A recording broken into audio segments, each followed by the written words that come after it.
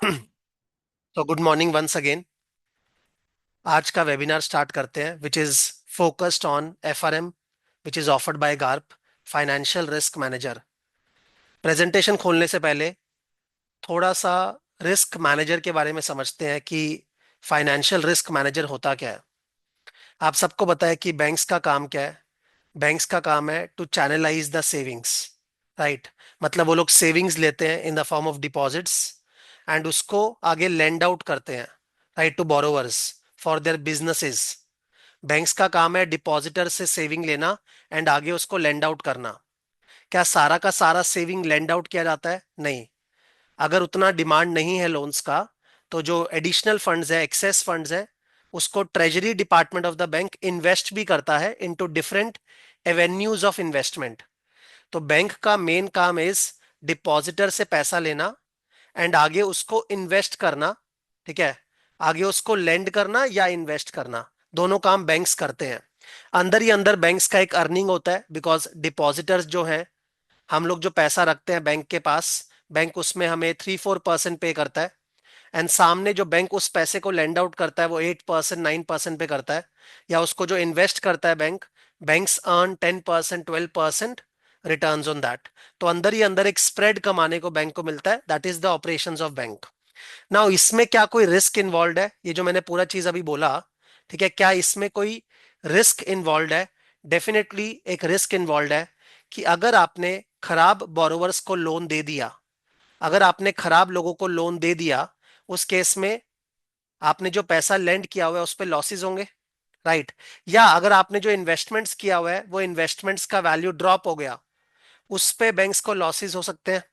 तो वो जो लॉसेस होंगे उसके कारण बैंक जो है वो डिपॉजिटर्स को they will not be able to pay back. Banks को जो लेंडिंग किया हुआ है उस पे लॉसेस हो सकते हैं if the borrower starts defaulting. और जो इन्वेस्टमेंट्स किया हुआ है वो इन्वेस्टमेंट्स का वैल्यू ड्रॉप हो सकता है, उसके कारण they will have to face losses and ultimately banks will not be able to pay back the depositors. That is a risk for bank ना। ठीक है, वो रिस्क कौन मैनेज करेगा? वो रिस्क रिस्क मैनेजर्स मैनेज करेंगे। तो मैं बहुत सिंपल सा आपको 2 मिनट्स के अंदर बताया हूँ रिस्क मैनेजर का काम क्या होता है। मैं ऑब्वियसली रिस्क मैनेजमेंट में और बहुत सारी चीजें डिस्कस करूंगा। आज का जो हमारा वेबिनार है that is focused on FRM part one. क्या फोकस है उसका? एफआरएम पार्ट वन का फोकस है। नाउ मैं इस वेबिनार में ना कुछ इंटरेस्टिंग चीजें आपको बताने वाला हूं कि एफआरएम एज अ करियर खाली जॉब्स के लिए नहीं है, वो आपकी रियल लाइफ में भी बहुत ज्यादा एप्लीकेबल है। रियल लाइफ में आप जो भी डे टू डे टास्क करते हो वहां पे भी रिस्क मैनेजमेंट बहुत ज्यादा इक्वली एप्लीकेबल है। तो don't see as a course जहां पे सिर्फ हमें जॉब लेनी है, but see it on a macro level जहां पे इस कोर्स से हमारा ओवरऑल डेवलपमेंट होने वाला है, राइट। एफआरएम पार्ट वन की अगर बात करें, आप सबको पता होगा कि एफआरएम के अंदर दो पार्ट्स है, FRM part one, FRM part two. FRM part one, FRM part two. ठीक है, मैंने आपको रिस्क मैनेजर का मतलब बता दिया कि जो लॉसेस होंगे उसके कारण, ठीक है, बैंक्स डिपॉजिटर को पे बैक नहीं कर पाएंगे, तो वहां पे एक रिस्क है बैंक्स का। तो वो रिस्क मैनेज करने के लिए कौन चाहिए? Financial risk managers. वो मैंने बहुत शॉर्ट में बोला। अभी मैं बोल रहा हूं कि एफआरएम के अंदर हमारे दो पार्ट्स हैं, FRM part one, FRM part two. Part one के अंदर we have 4 topics. FRM part one के अंदर हमारे 4 टॉपिक्स हैं। कौन कौन से? One is quantitative analysis, quantitative analysis जिसको शॉर्ट में हम लोग क्वांट्स बोलते हैं। Second is financial markets and products, जिसको हम लोग एफएमपी बोलते हैं। ठीक है। Third is valuations and risk models, जिसको हम लोग वीआरएम बोलते हैं। And fourth is foundations, fourth is foundations. तो एफआरएम के अंदर पार्ट वन के अंदर ये 4 टॉपिक्स हैं, क्वांट्स, एफएमपी, वीआरएम, फाउंडेशंस। थोड़ा सा यहाँ पे मैं स्लो करना चाहूंगा एंड चीजों को इंटरेस्टिंग करने के लिए let's take some analogy from Bollywood. ठीक है, मैं एक प्रेजेंटेशन शेयर कर रहा हूँ, let me share my screen. तो थोड़ा सा इंटरेस्टिंग करने के लिए कुछ एनालॉजीज लेके चलते हैं। मैंने क्या बोला? एफआरएम पार्ट वन के अंदर 4 टॉपिक्स हैं, कौन कौन से? Quants, FMP, VRM, foundations. Now आप सब लोगों ने स्वदेश मूवी देखी होगी, चैट बॉक्स में बताओ। सब लोगों ने स्वदेश मूवी देखी है? Have you all seen this movie Swades? Yes yes. ठीक है, डेफिनेटली देखी होगी, कल्ट मूवी है स्वदेश, तो उसमें आपको ये कैरेक्टर याद ही होगा, मोहन भार्गव।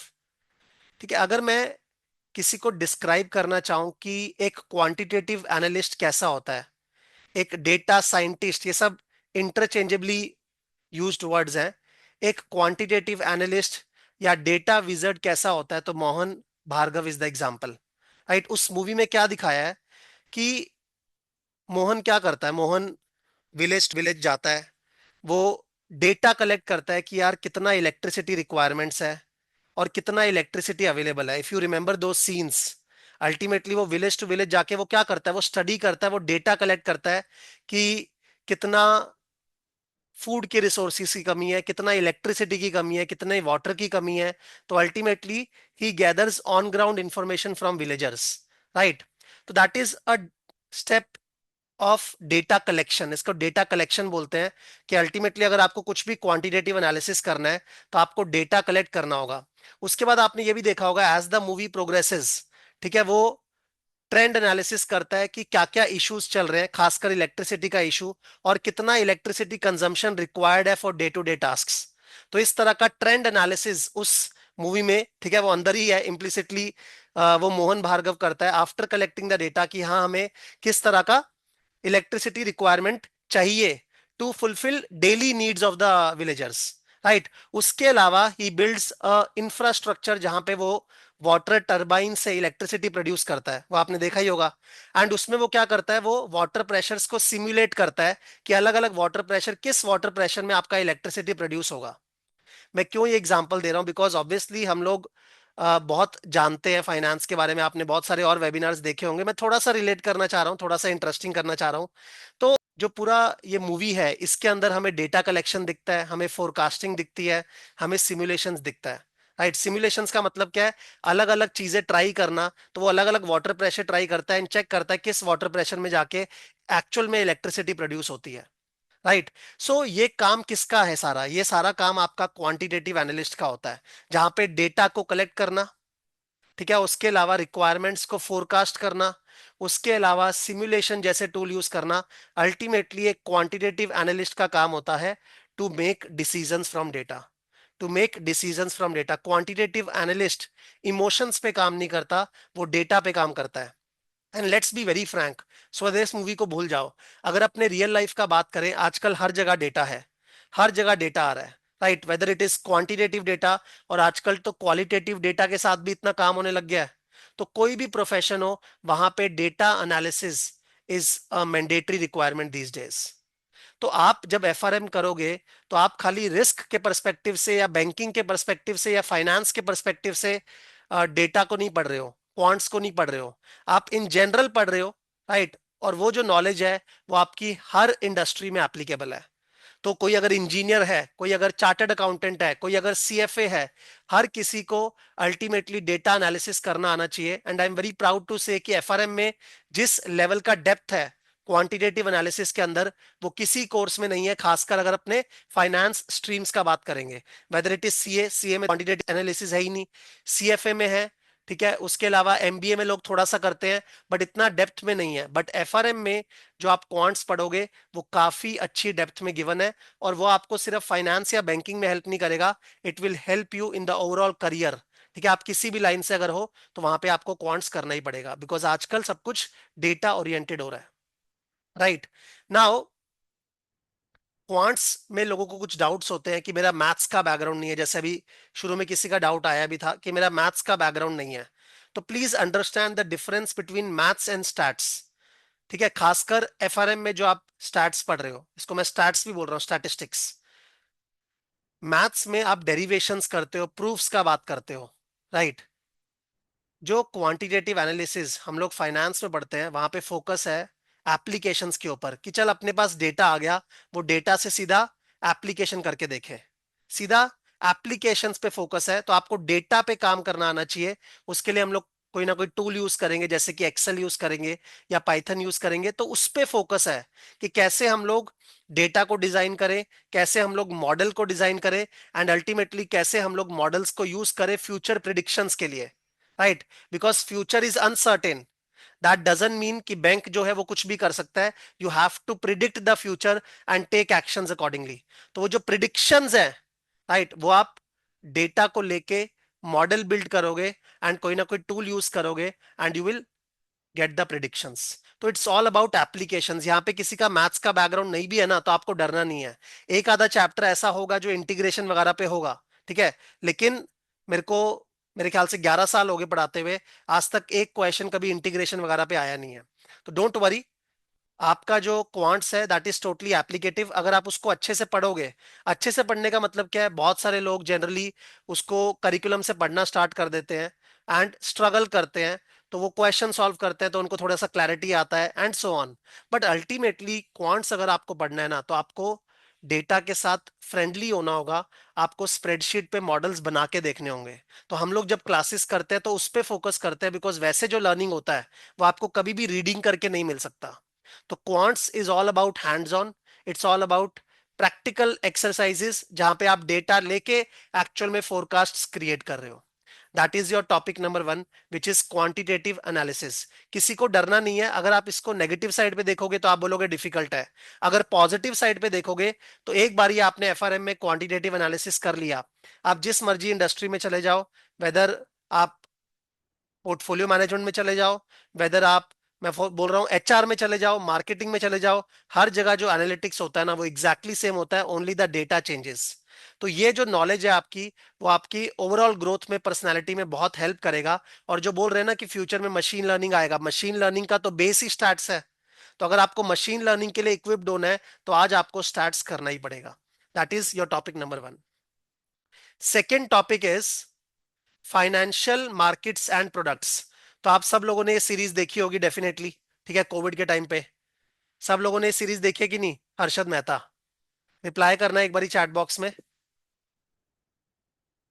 आप सब लोगों ने ये सीरीज देखी होगी, मेरे फैमिली वालों ने भी ये सीरीज देखी है. बट कल मैं वेबिनार के लिए जस्ट पूछ रहा था कि अपनी सिस्टर से कि आपको समझ में आया था कि उस सीरीज में हुआ क्या है, स्कैम कैसे हुआ है. सो उनको नहीं समझ में आया. तो मेरे को ऐसा लगता है कि बहुत सारे लोगों को ये सीरीज अच्छी तो लगी बिकॉज उसका डायलॉग्स के लिए, उसकी एक्टिंग के लिए, बट समझ में नहीं आया कि अल्टीमेटली कैसे हर्षद मेहता ने बॉन्ड मार्केट को, इक्विटी मार्केट को, लेवरेज को एक्सप्लोर किया, सिस्टम में लूपहोल्स निकाले, राइट. तो अगर आपको ये सारी चीजें समझनी है ना, then you have to understand financial markets and financial market के products, right. And it's not only about Harshad Mehta का सीरीज.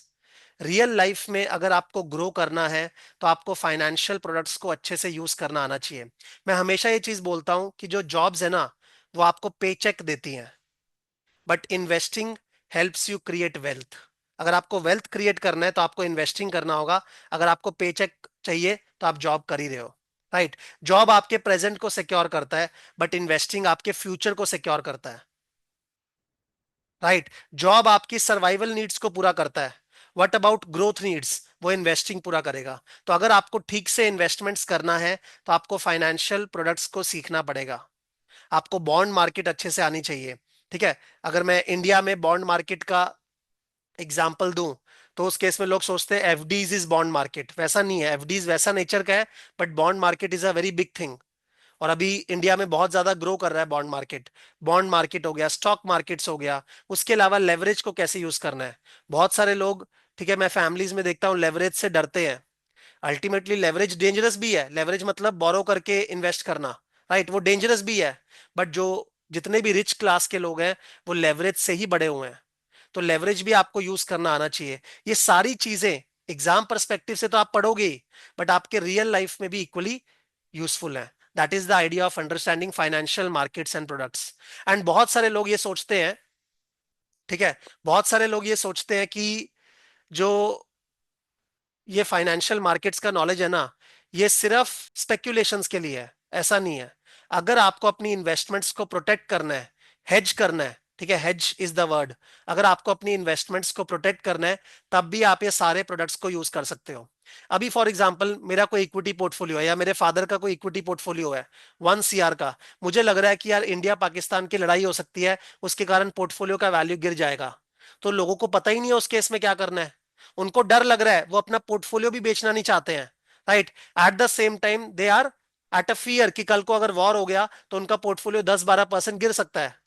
तो वहां पे अगर आपको हेजिंग के बारे में नॉलेज है, ठीक है, हेजिंग के बारे में कि कैसे अपने डाउनसाइड को अपने प्रोटेक्ट कर सकते हैं, कैसे अपने ऑप्शंस को यूज कर सकते हैं इक्विटी मार्केट्स में अपने डाउनसाइड को प्रोटेक्ट करने के लिए, तो उस केस में वो आपके जो आपके पोर्टफोलियो है उसमें भी तो हेल्प कर रहा है ना। तो डोंट थिंक कि फाइनेंशियल मार्केट्स एंड प्रोडक्ट्स जब आप पढ़ोगे वो सिर्फ एग्जाम पर्सपेक्टिव से है, ये आपके रियल लाइफ में भी इक्वली एप्लीकेबल है। रियल लाइफ में अगर आपको अच्छे से नेटवर्थ क्रिएट करना है, then you need to have good knowledge of all the financial products. Is that clear? तो क्वांट्स भी आपका हर जगह यूज होगा, क्वांट्स मेनली यूज होगा करियर पर्सपेक्टिव से अगर आपको डिसरप्ट नहीं होना। अदरवाइज आई एम 99% श्योर कि 10 years down the line machine learning आपको खत्म कर देगा। ठीक है, तो अगर आपको खत्म नहीं होना, today you can take the first step जहां पे आप स्टैटिस्टिक्स को अच्छे से सीखोगे, and then you can definitely progress towards machine learning as well. Right, क्योंकि मशीन लर्निंग के चैप्टर्स भी हैं हमारे क्वांटिटेटिव एनालिसिस के अंदर। एंड सबसे अच्छी चीज क्या, एप्लीकेटिव है, मतलब ज्ञान नहीं है कि कैसे सॉल्व करना है, एक्चुअल में उस डेटा को लेके कैसे अप्लाई करना है, एंड देन उसके बेसिस पे कैसे डिसीजन मेकिंग करना है। That is the beauty of this courses जहां पे focus is on applications, not only on conceptual learning. Right, तो क्वांट्स हो गया, फाइनेंशियल मार्केट्स एंड प्रोडक्ट्स तो मैंने आपको बोला कि एक बहुत इंपॉर्टेंट चीज है अगर आपको अपनी इन्वेस्टमेंट्स को ग्रो करना है, अगर आपको लाइफ में ग्रो करना है तो। राइट, थर्ड टॉपिक है आपका VRM, valuations and risk models. अगर मैं आप सबसे एक क्वेश्चन पूछूं, आपको कितने अमाउंट का हेल्थ इंश्योरेंस लेना चाहिए, एक बार चैट चैट बॉक्स में रिप्लाई करना प्लीज। आपको कितने अमाउंट का हेल्थ इंश्योरेंस लेना चाहिए? Let me take suggestions from everyone. What do you think, आज के टर्म्स में आपको कितने अमाउंट का हेल्थ इंश्योरेंस लेना चाहिए? 10 lakhs, okay. Someone says 20 lakhs। कितने अमाउंट का आपको हेल्थ इंश्योरेंस लेना चाहिए, what do you think? 50 lakhs, 1 crore, 12 lakhs, 20 to 30 lakhs। तो एक बेसिक क्वेश्चन मैं अगर आपसे पूछता हूं equivalent to a heart surgery, कि आपको कितने अमाउंट का इंश्योरेंस लेना चाहिए? अगर आप बहुत ज्यादा बड़े अमाउंट का इंश्योरेंस लोगे तो आपके प्रीमियम्स जाएंगे, ठीक है, प्रीमियम्स जाएंगे तो आपकी सेविंग्स वेस्ट होंगी जिसको आप म्यूचुअल फंड में लगा सकते हो। अगर आप बहुत कम अमाउंट का इंश्योरेंस लोगे, then you are keeping your self vulnerable. तो what is the right amount of insurance you need to take? उसके लिए सबसे पहले आपको रिस्क को क्वांटिफाई करना पड़ेगा ना, कि अगर कोई हॉस्पिटलाइज होता है तो एवरेज कितना खर्चा आता है। राइट, एवरेज कितना खर्चा आता है, मीन वैल्यू। अगर कोई हॉस्पिटलाइज होता है तो वर्स्ट केस में कितना खर्चा आता है, ठीक है, जिसको हम लोग टेल्स बोलते हैं, कि वर्स्ट केस में कितना खर्चा हो सकता है, कितने लॉसेस हो सकते हैं बिकॉज ऑफ हॉस्पिटलाइजेशन। उसी के बेसिस पे तो आप डिसाइड करोगे ना कि आपको क्या इंश्योरेंस लेना है। राइट, उसी के बेसिस पे आप डिसाइड करोगे आपको क्या इंश्योरेंस लेना है। तो सर हमें डेटा कहाँ से मिलेगा? अरे अगर मैं डेटा निकालना चाहूँ कि हॉस्पिटलाइजेशन का क्या क्या एक्सपेंस लगता है, इस तरह का डेटा आपको आराम से गूगल पे मिल जाएगा। आप उस पे स्टैटिस्टिक्स करके you can find out the average value, you can find out the worst case value, कि वर्स्ट केस में कितना खर्चा आता है। अकॉर्डिंगली ही आप इंश्योरेंस लोगे ना। राइट, अकॉर्डिंगली ही आप इंश्योरेंस लोगे, बिकॉज अगर आप ज्यादा अमाउंट का लोगे आप लॉसेस क्रिएट कर रहे हो अपने लिए, वो पैसा हम लोग म्यूचुअल फंड में इन्वेस्ट कर सकते थे। अगर मैं कम अमाउंट का लेता तो उस केस में I am keeping my self vulnerable. तो उस केस में what is the right amount of insurance? तो वैल्यूएशन एंड रिस्क मॉडल्स आपको बताता है कि कैसे अलग अलग रिस्क को क्वांटिफाई करना है, देन अकॉर्डिंगली कैसे उस रिस्क को मैनेज करना है। राइट, सबसे पहले हमें क्वांटिफाई करना है कि बैंक्स में रिस्क कितना है, मतलब जो इन्वेस्टमेंट्स बैंक्स में किया है उसका वैल्यू कितना नीचे जा सकता है, जो लेंडिंग हम लोगों ने किया है, ठीक है, बोरोवर्स में कितना डिफॉल्ट हो सकता है, उसके कारण कितना लॉसेस होगा, average losses as well as worst case losses. And accordingly उससे प्रोटेक्ट करने के लिए हमें कितना रिजर्व्स रखने की जरूरत है, हमें कितना इंश्योरेंस लेने की जरूरत है, या बैंक्स को कितना कैपिटल मेंटेन करने की जरूरत है। तो that is something that you will learn in valuation and risk models, right? But having said this, आप जितना मर्जी रिस्क को मैनेज कर लो, कुछ ना कुछ रिस्क तो आपका छूटेगा ही। जितना मर्जी रिस्क को मैनेज कर लो, कुछ ना कुछ रिस्क तो आपका छूटेगा ही। जैसे आपको ये मूवी का डायलॉग याद होगा, ठीक है, नैना का, कि जितना भी ट्राई कर लो बनी, लाइफ में कुछ ना कुछ तो छूटेगा ही। वैसा ही रिस्क में है। अब जितना मर्जी ट्राई कर लो, जितना मर्जी मैनेज कर लो, क्या आप 100% अपने आप को प्रोटेक्ट कर सकते हो? नहीं। रिस्क टर्म्स में उसको बोलते हैं रेजिडुअल रिस्क। तो रेजिडुअल रिस्क जो रहेगा उसको कैसे मैनेज करना है, that is something you will learn in valuation and risk models. एक तो आप रिस्क को मैनेज कर रहे हो, बट आप 100% नहीं कर पाओगे, कुछ ना कुछ छूटेगा ही, वो रेजिडुअल रिस्क का अंडरस्टैंडिंग। सेकेंडली, आप सभी तरह के रिस्क को भी आइडेंटिफाई नहीं कर पाओगे।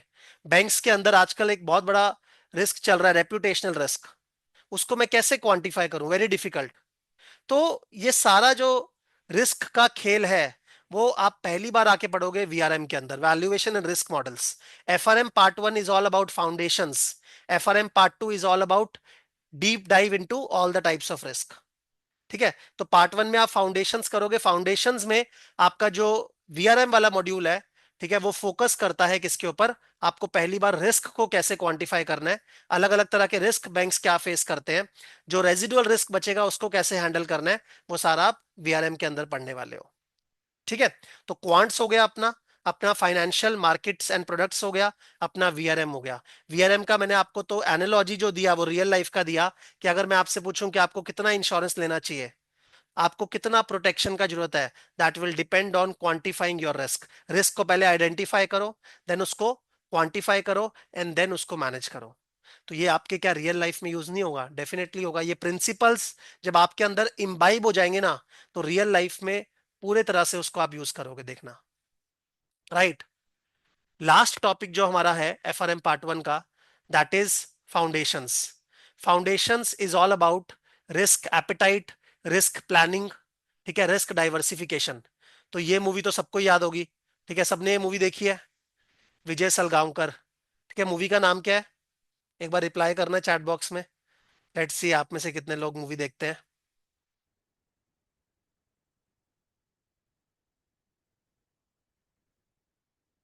What is the name of the movie? Drishyam. सबने मूवी देखी होगी, राइट? अगर मुझे विजय को रिप्रेजेंट करना है तो I think he is the best risk planner, right?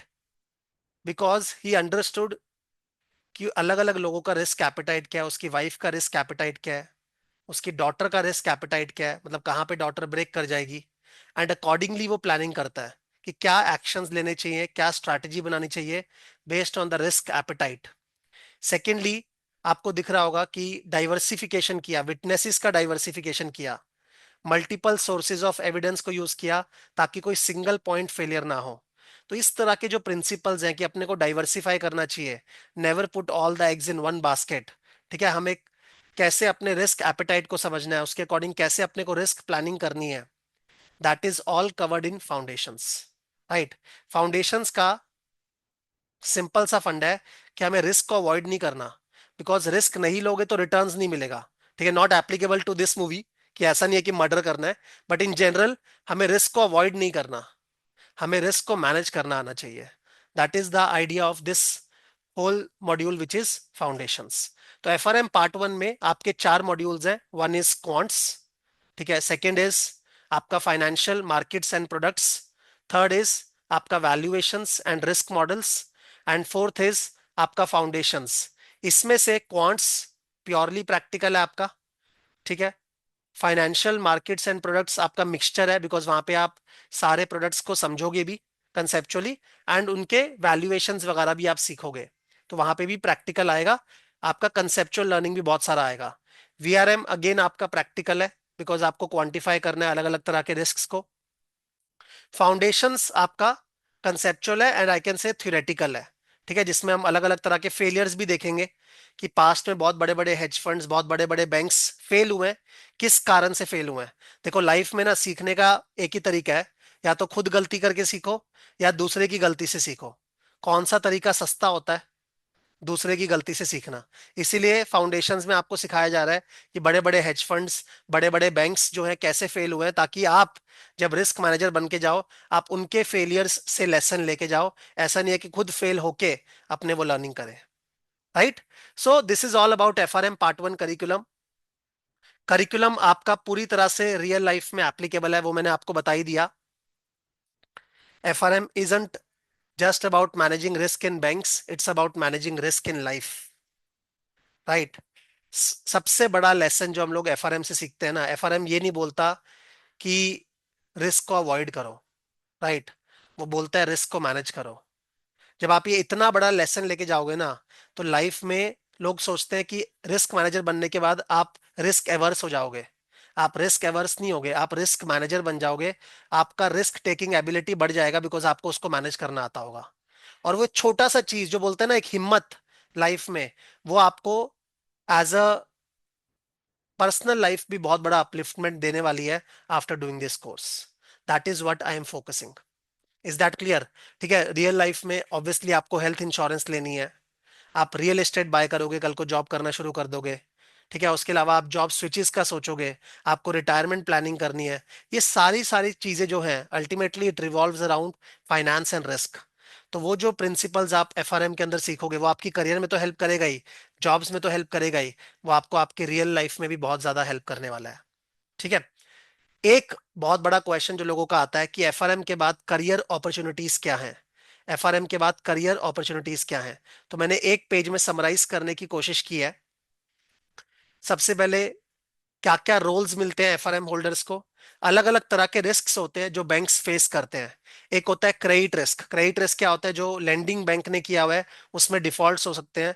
वो डिफॉल्ट्स के कारण बैंक्स को लॉसेस होंगे, राइट, उसको मैनेज करना, that is the work of credit risk analyst. Market risk, नाम से पता लग रहा है कि जो इन्वेस्टमेंट्स बैंक्स ने किया हुआ है, वो इन्वेस्टमेंट्स का वैल्यू ड्रॉप हो सकता है, उसके कारण बैंक्स को लॉसेस होंगे। वो लॉसेस को क्वांटिफाई करना, उसको मैनेज करना, market risk analyst, right. Risk analyst in general जो सभी तरह के रिस्क को हैंडल करता है, उसको ईआरएम बोलते हैं, enterprise risk management. Credit risk जो क्रेडिट रिस्क पे फोकस करेगा, मार्केट रिस्क जो मार्केट रिस्क पे फोकस करेगा। बैंक्स में ट्रेजरी डिवीजन होता है, ठीक है, जो खासकर लिक्विडिटी रिस्क को मैनेज करते हैं। लिक्विडिटी रिस्क क्या होता है? मैं डिपॉजिटर से पैसा ले रहा हूँ शॉर्ट टर्म में, और उसको लेंड कर रहा हूँ 20 साल के लिए मॉर्गेज लोन में, हाउस लोन में। कल को डिपॉजिटर अगर अपना पैसा विड्रॉ करने आ गया, तो मेरे पास तो पैसा लॉन्ग टर्म में आएगा, right. So there can be short term liquidity mismatch. There can be short term liquidity mismatch. तो वो होता है हमारा लिक्विडिटी रिस्क। वो लिक्विडिटी रिस्क के ऊपर बहुत सारी अपॉर्चुनिटीज आ रही हैं, बिकॉज इतने साल की स्टडी में देखा गया है कि बैंक्स जो डूब रहे हैं ना, वो क्रेडिट रिस्क के कारण नहीं डूब रहे, मतलब खराब लोन्स देने के कारण नहीं डूब रहे। वो लिक्विडिटी मिसमैचेस के कारण डूब रहे हैं, कि शॉर्ट टर्म में हमारे पास लिक्विडिटी नहीं है। आप इमेजिन करो, आपका कोई मेडिकल का खर्चा आ गया शॉर्ट टर्म में, ठीक है, आपके पास शॉर्ट टर्म में सैलरी बचा नहीं है, आपके पास सेविंग्स नहीं है, बट आपके पास प्रॉपर्टी है 5 करोड़ का। क्या आप उस प्रॉपर्टी को जो लॉन्ग टर्म में आपको पैसा देगा, उसको शॉर्ट टर्म में बेच सकते हो? नहीं। You will face liquidity risk, right. उसी तरह से बैंक्स भी वो लिक्विडिटी क्रंच फेस करते हैं। इन जनरल क्वांटिटेटिव एनालिसिस, ये प्रोफाइल में आप किसी भी फाइनेंशियल इंस्टीट्यूशन में काम कर सकते हो, not only banks but also insurance companies. उसके अलावा आप सबको पता होना चाहिए, जो सबसे इंपॉर्टेंट चीज है, कि रिस्क मैनेजमेंट करना ना, इट्स अ रेगुलेटरी रिक्वायरमेंट। ठीक है, इट्स अ कंप्लायंस थिंग, कि आपको करना ही पड़ेगा, आपको रिस्क को क्वांटिफाई करना ही है, आपको उसको मैनेज करना है, एंड आपको रेगुलेटर को शो करना है that you are managing your risk. Because regulator, regulator मतलब आरबीआई, वो छोटे छोटे डिपॉजिटर्स का इंटरेस्ट प्रोटेक्ट करना चाहता है ना। तो किसके ऊपर कंट्रोल लगाना होगा? बैंक्स के ऊपर। This is the only single reason जिसके कारण एफआरएम में जॉब अपॉर्चुनिटीज हमेशा बहुत हाई रहेंगी। और आज एक बात बेट करके बोल रहा हूं, ठीक है, आज एक बात इस पोडियम पे बेट करके बोल रहा हूं, जितने भी फाइनेंस के करियर्स हैं, whether it is CA, CFA, MBA, अगर आप मेरे से पूछोगे ऐसा कौन सा सर्टिफिकेशन है जिसमें एफर्ट सबसे लोएस्ट है एंड रिवॉर्ड सबसे हाईएस्ट है, आई बेट इट इज एफआरएम। क्योंकि आपके सिर्फ दो लेवल्स हैं, आपको 1 साल या 1.5 साल पढ़ाई करनी है, उसके बाद ही आपकी जॉब लग जाएगी। जॉब में जो आपका स्टार्टिंग पैकेज होगा, वो इक्वलेंट टू अदर प्रोफाइल्स होगा, बट जॉब में आपको ग्रोथ बहुत ज्यादा मिलने वाली है। क्यों? Because of two reasons. One, there is no competition. आज भी लोगों को रिस्क के बारे में कुछ पता ही नहीं, मतलब फाइनेंशियल रिस्क के बारे में इतना पता ही नहीं, ना लोगों का इंटरेस्ट इसमें इतना आता है। बिकॉज किसी एमबीए कॉलेज में, इन जनरल अगर आप कहीं पर भी देखोगे, सीए वगैरह के कोर्स में, कहीं पर भी फाइनेंशियल रिस्क का इतना बात नहीं होता, right. Second is regulatory requirement. अगर रेगुलेटरी रिक्वायरमेंट है, तो आपको ये मॉडल्स बनाने पड़ेंगे, आपको रिस्क को क्वांटिफाई करना पड़ेगा, मैनेज करना पड़ेगा, उसके कारण आपकी बहुत सारी अपॉर्चुनिटीज हमेशा रहेंगी। And one more thing, future में मशीन लर्निंग हर जगह आ रहा है, पोर्टफोलियो मैनेजमेंट में पूरी तरह से मशीन लर्निंग ऑटोमेट कर रहा है स्ट्रैटेजीज को, राइट। एल्गो ट्रेडिंग पूरा डोमिनेट कर रहा है टेक्निकल एनालिसिस को, जो चार्ट्स देख के हम लोग ट्रेडिंग करते हैं। बट रेगुलेटरी, जहां पर रेगुलेटरी मॉडल्स का बात आता है, वहां पे regulator is not allowing machine learning, fully machine learning को टेक ओवर करने के लिए अलाउ नहीं किया जा रहा, बिकॉज मशीन लर्निंग के मॉडल्स आर ब्लैक बॉक्स, आपको पता ही नहीं अंदर में क्या हो रहा है। चैट जीपीटी में आप कुछ पूछते हो, आपको आंसर देता है, बट वो आंसर किस सोर्स से आ रहा है, वो कितना सही है, उसका क्या मॉडल है, किसी को नहीं पता। It is totally a black box. तो regulator can not allow black box models in bank. इसीलिए मशीन लर्निंग फैसिलिटेट करेगा, ठीक है, हेल्प करेगा बैंक्स को, बट वो कभी भी ओवर पावर नहीं करेगा। ऐसा नहीं है कि वो बैंकिंग रोल्स को जो है वो डोमिनेट करेगा या उनको रिडंडेंट कर देगा। उस कारण से आई can bat in the coming 10-15 years आपको बहुत ज्यादा अपॉर्चुनिटीज मिलती आई हैं और मिलती जाएंगी। सेकेंडली, एफआरएम इसलिए भी ल्यूक्रेटिव है बिकॉज बहुत सारे नए नए रिस्क आते जा रहे हैं। अब मशीन लर्निंग आ गया तो एआई रिस्क के ऊपर बात होनी शुरू हो गई कि बैंक्स को एआई रिस्क क्वांटिफाई करना है, ठीक है। उसके अलावा क्लाइमेट रिस्क, बोला जा रहा है कि climate risk is the next biggest challenge, तो क्लाइमेट रिस्क आ गया। तो नए नए रिस्क जैसे आते जा रहे हैं, अभी जियो पॉलिटिकल रिस्क का इतना बात हो रहा है, तो जियो पॉलिटिकल रिस्क मतलब वर्ल्ड वॉर्स हो जाएगा, ट्रेड वॉर्स हो जाएगा, उसको कैसे बैंक्स को मैनेज करना है, because everyone is part of the system. तो इसके कारण अपॉर्चुनिटीज और बढ़ती जा रही है of quantifying risk as well as managing risk, ठीक है। ये तो प्रोफाइल्स हुए आपके। आपके रोल्स कौन कौन से रहेंगे?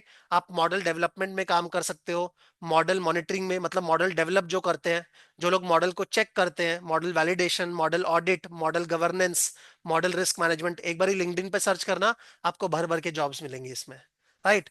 तो बहुत सारे रोल्स हैं, बहुत सारे प्रोफाइल्स हैं जिसमें आपको जॉब्स मिलेंगी। एंड टू मेन रीजंस जिसके कारण FRM I can bet will give you the highest, जो बोलते हैं ना, return over effort ratio. That is, one is आपका नो कंपटीशन या लो कंपटीशन, सेकंड इज आपका रेगुलेटरी रिक्वायरमेंट, ठीक है। बैंक्स हायर करते हैं ऑब्वियसली एफआरएम्स को, कंसल्टिंग कंपनीज हायर करती हैं, बिग फोर्स हायर करते हैं, फिनटेक्स हायर कर रहे हैं, एनबीएफसीज हायर कर रही हैं, financial institution like rating agencies hire कर रही हैं। लोगों को लगता है इन्वेस्टमेंट बैंक में काम करना मतलब सिर्फ इक्विटी रिसर्च करना या पोर्टफोलियो मैनेजमेंट करना, जबकि वो बहुत ही कंपेटिटिव स्पेस है। मतलब इंजीनियर्स को भी उसमें जाना है, सीएस को भी उसमें जाना है, एमबीएस को भी उसमें जाना है, तो उसमें कुछ मिलता ही नहीं है। लोगों को मैंने देखा है 5-5 साल के बाद भी वहां पे पैकेज मिल रहा है अराउंड 12 to 15 lakhs का। जबकि अगर आप एक ऐसे स्पेस में जाते हो जहां आप का कंपटीशन नहीं है, राइट, वहां पे 5 years डाउन द लाइन आपका package can easily reach 25 to 30 lakhs। And इस लाइन में कोई कंपटीशन नहीं है बिकॉज कोई भी एमबीए कॉलेज आज की डेट में भी एफआरएम वगैरह मतलब फाइनेंशियल रिस्क नहीं पढ़ा रहा। सब लोग पोर्टफोलियो मैनेजमेंट, इक्विटी रिसर्च, इसी को फाइनेंस समझते हैं। एंड फाइनेंशियल इंस्टीट्यूशंस या इन्वेस्टमेंट बैंक्स में ऐसा नहीं है कि सिर्फ पोर्टफोलियो मैनेजमेंट की जॉब्स है।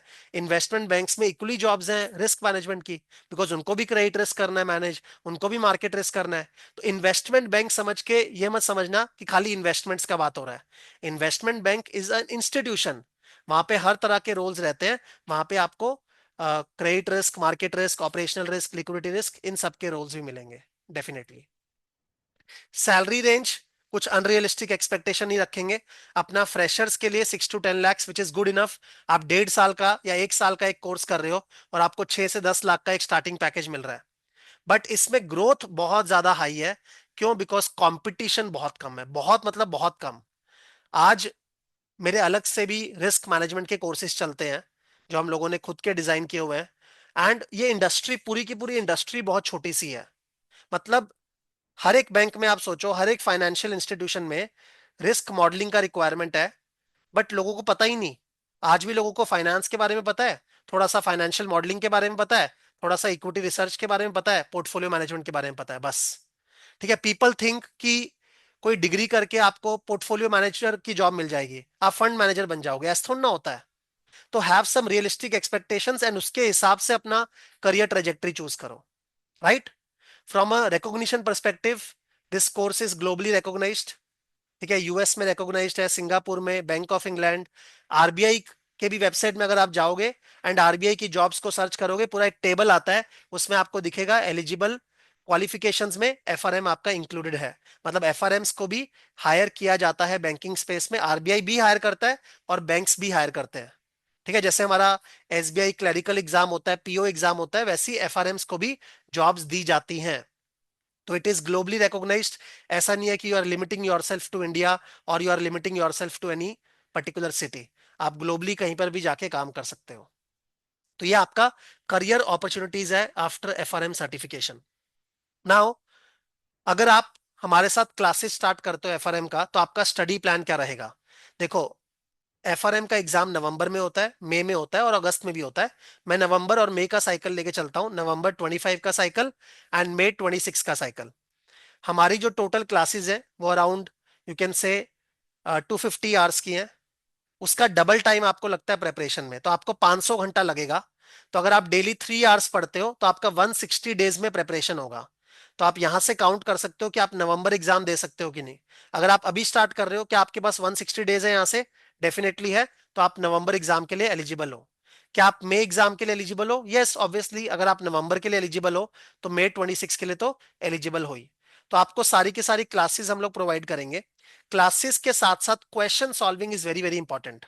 ठीक है, एफआरएम या कोई भी जो आपका फाइनेंस बेस्ड एग्जाम है ना, खासकर ग्लोबल लेवल पे, उसमें आपको बहुत ज्यादा प्रैक्टिस करके जाना है, then only you can pass the exam. मतलब खाली कंसेप्चुअल लर्निंग से वीडियोस देख के आप पास नहीं हो सकते। आपको बहुत ज्यादा प्रैक्टिस करना है, क्वेश्चन सॉल्व करने हैं। राइट, तो क्वेश्चन सॉल्विंग हम आपको बुकलेट भी प्रोवाइड करेंगे एंड क्वेश्चंस हम लोग क्लासेस में भी सॉल्व करेंगे। फर्स्ट आइट्रेशन में आप क्लासेस देखोगे, क्वेश्चन सॉल्विंग करोगे, क्लासेस देखोगे, क्वेश्चन सॉल्विंग करोगे। मतलब क्वेश्चन सॉल्विंग कुछ तो हमने करवाया हुआ है, कुछ आप खुद से करोगे। That is your first iteration of learning. Second time आप क्या करोगे? आप नोट्स को पढ़ोगे। तो हम लोगों ने हैंड रिटन नोट्स प्रोवाइड किए हुए हैं। ठीक है, वो हैंड रिटन नोट्स को आपको पढ़ना है किसी चैप्टर को रिकॉल करने के लिए। अगेन उसके एडिशनल क्वेश्चंस करने हैं, वो एडिशनल क्वेश्चंस भी हमने प्रोवाइड किए हुए हैं। तो आपको नोट्स को पढ़ना है, एडिशनल क्वेश्चंस को सॉल्व करना है। एंड फाइनली थर्ड आइट्रेशन में आपको पूरा टॉपिक, पूरा क्वांट्स, पूरा एफएमपी, पूरा वीआरएम, पूरा फाउंडेशंस एक साथ रिवाइज करना है। एंड देन उसके बाद आपको मॉक टेस्ट देने हैं। तो ये आपका पूरा स्टडी प्लान रहने वाला है। इसमें टाइम कितना लगेगा? मैंने आपको बोला अगर हमारा 250 आवर्स का क्लासेस है तो जनरली डबल टाइम लगता है। ये सारा कुछ मिला के आपको 500 घंटे चाहिए। 500 घंटे अगर आप नहीं निकाल सकते हो टिल नवंबर, आप खुद से कैलकुलेट कर सकते हो आप डेली कितने घंटे निकाल पाओगे। अगर आप स्टूडेंट हो, आप इजिली 3 आवर्स निकाल सकते हो। अगर आप वर्किंग प्रोफेशनल्स हो तो मे बी आप 1.5 आवर निकाल पाओगे। तो अगर आप 1.5 आवर निकाल पा रहे हो तो आपको कैलकुलेट करना है कितने टाइम, कितने दिन आपको चाहिए to complete 500 hours. And accordingly ही आप अपना अटेम्प्ट चूज करोगे। राइट, हमारी क्लासेस जो है वो सेल्फ पेस्ड मोड में आपको इमीडिएटली मिल जाएंगी। बट इस बारी से हम लोग एक नई चीज स्टार्ट कर रहे हैं, वो है वीकली क्विजेस। ठीक है, आप सब लोगों ने शायद कहूट प्लेटफॉर्म का नाम सुना होगा। तो it's a very famous platform जहां पर मल्टीपल लोग साथ में क्विज दे सकते हैं। तो वो गेमिफिकेशन ऑफ लर्निंग है बेसिकली। तो हम लोग वीकली कहूट क्विजेस स्टार्ट कर रहे हैं फ्रॉम दिस बैच। वो आपका जून 15 ऑनवर्ड स्टार्ट होगा। तो होगा क्या बेसिकली कि आपको क्लासेस प्रोवाइड कर दी जाएगी फ्रॉम डे वन। आपको एक सर्टेन सेक्शन तक क्लासेस को देख के आना है। ठीक है, उसके क्वेश्चन सॉल्व करके आने। देन आप वो लाइव क्विज में आओगे, आप बाकी लोगों के साथ क्विज दोगे, गेमिफिकेशन होगा लर्निंग का, आपको मजा भी आएगा और आपका एडिशनल प्रैक्टिस हो जाएगा। तो इस तरीके से 1 क्लास पर वीक हमारा होने वाला है। That is the live sessions that we will have apart from some doubt solving sessions in between. तो 1 क्लास पर वीक हमारा रहेगा starting from 15 June till the end of October for the November attempt. Right, तो इस तरह से आपका classes पूरा रहेगा। एक चीज है, बहुत सारे लोग एफआरएम जब पढ़ते हैं, आजकल बहुत सारे रिसोर्सेज अवेलेबल हैं, जीपीटीज वगैरह भी अवेलेबल हैं, फ्री क्लासेस अवेलेबल हैं। एक चीज आपको सिर्फ बोलूंगा कि पढ़ो ऐसे कि वो लाइफ लॉन्ग तक आपको हेल्प करे। चीजों को प्रैक्टिकली पढ़ो। ठीक है, हम लोग अपना जो कोर्स प्रोवाइड करते हैं उसमें साथ में हर एक चीज एक्सेल स्प्रेडशीट के ऊपर दिखाते हैं कि मॉडल कैसे बनता है। हम लोगों के Python live sessions in between होते हैं। ठीक है, अराउंड 12 to 16 आवर्स। अब मेरे को पाइथन करवाने का जरूरत नहीं है, Python is a coding platform. वो करवाने का जरूरत नहीं है एफआरएम पास करने के लिए, बिकॉज एफआरएम में कोडिंग नहीं पूछा जाता या एक्सेल नहीं पूछा जाता। बट अगर आप प्रैक्टिकली सीखोगे ही नहीं तो आपका सीवी कैसे बिल्ड होगा, बाद में जॉब कैसे मिलेगी? तो हम लोग उस पर भी फोकस करते हैं। ठीक है, if you see the materials that we provide, तो आपको दिखेगा कि हम लोग नोट्स तो प्रोवाइड करते ही हैं, बहुत सारी एक्सेल शीट्स भी प्रोवाइड करते हैं। वो एक्सेल शीट्स में इनफैक्ट मेरा एक वेबिनार है यूट्यूब में, ठीक है, जिसमें पूरा एफआरएम का स्नीक पीक मैंने दिया और सारे मॉडल्स दिखाए हैं कि कौन कौन से मॉडल्स बनते हैं, because FRM is all about quantification. कौन कौन से मॉडल्स बनते हैं और वो मॉडल्स जो बनते हैं उसका रियल लाइफ में क्या यूज है, बैंक्स कैसे उसको यूज करते हैं, वो सारा मॉडलिंग। ठीक है, आई एम सॉरी टू से इंडस्ट्री में एक भी पर्सन नहीं कर रहा। आप ग्लोबली जाके चेक कर लो, कोई भी आपको प्रैक्टिकली वो मॉडलिंग स्किल्स नहीं प्रोवाइड कर रहा, वो हम लोग आपको प्रोवाइड करेंगे। राइट। हमारी सारी क्लासेस में आप जाके फीडबैक ले सकते हो लिंक्डइन में। हम लोगों ने एक एक टॉपिक को एक्सेल स्प्रेडशीट के साथ प्रैक्टिकली पढ़ाया हुआ है। श्वेजर खोल के पढ़ाना बहुत इजी है सबके लिए, बट इस तरह से प्रैक्टिकली वही पढ़ा सकता है जिसने खुद वो सारी चीजें डेवलप की हो। राइट। मैंने आपको क्रेडिट रिस्क का बात किया, मैंने मार्केट रिस्क का बात किया। मेरा अलग से 200 घंटे का क्रेडिट रिस्क का कोर्स है, जो सारे के सारे इंस्टीट्यूशंस कंज्यूम कर रहे हैं, बैंक्स कंज्यूम कर रहे हैं in the form of corporate trainings. मेरा अलग से मार्केट रिस्क का कोर्स है, मेरा अलग से 100 घंटे का लिक्विडिटी रिस्क का कोर्स है, मेरा क्लाइमेट रिस्क का अलग से कोर्स है, मशीन लर्निंग का अलग से कोर्स है, अपार्ट फ्रॉम एफआरएम बोल रहा हूं। तो यू कैन अंडरस्टैंड कि हम लोग किस डेप्थ के साथ एफआरएम पढ़ाते होंगे, because we are sitting on 1000 hours of additional learning. कोई भी इंडस्ट्री में एफआरएम पढ़ा रहा है, नो डाउट उसका फीस कम हो सकता है, नो डाउट उसके नंबर ऑफ आवर्स कम हो सकते हैं, नो डाउट उसका इजी क्लासेस हो सकता है बिकॉज वो ऊपर ऊपर से पढ़ा रहे हैं। बट इतना डेप्थ आई कैन गारंटी कोई नहीं लेके आ सकता, बिकॉज हम लोग पैशनेटली 11 साल से इस इंडस्ट्री में काम कर रहे हैं और हमने वो कंटेंट खुद से पूरा बिल्ड किया ग्लोबल लेवल पे, एक एक रिस्क को पकड़ के। So the kind of depth I have brought into the classes, I don't think इस तरह का डेप्थ आपको कहीं पे भी मिलने वाला है। राइट। तो उस पर्सपेक्टिव में ध्यान में रख के प्रैक्टिकल लर्निंग सोच के क्लासेस को ज्वाइन करना। मेरा भी आप डेमोज देखो यूट्यूब में, then only take a call. Just because कोई फ्रेंड कर रहा है इसके लिए आपको किसी की क्लासेस को ज्वाइन नहीं करना चाहिए, इंक्लूडिंग मी।